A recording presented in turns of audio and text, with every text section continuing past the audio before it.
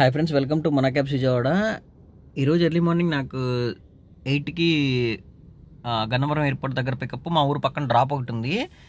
వాళ్ళు ఎప్పటి నుంచో చెప్పారనమాట. ఓకే అని చెప్పి రెడీ అయ్యి కస్టమర్ దగ్గరికి వెళ్తే ఫ్లైట్ ఏదో క్యాన్సిల్ అయింది, ఈవినింగ్ 5కి రమ్మన్నారు. ఓకే రెడీ అయిపోయాం కదా అని ఓలా ఊబర్కి వచ్చేసా.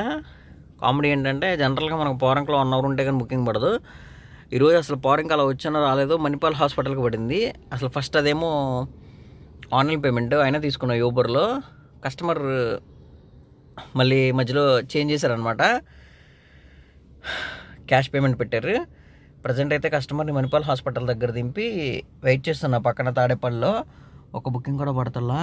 ఒక 20 మినిట్స్ అవుతుంది కస్టమర్ని దింపేసి. చూడాలి ఏం జరుగుతుందో. 5 వరకు ఎలాగోలా కొంచెం అర్నింగ్స్ చేస్తే 5కి కస్టమర్ని ఎయిర్పోర్ట్కి వెళ్ళి మా ఊరు పక్కన డ్రాప్ అనమాట దింపేస్తే అయిపోద్ది.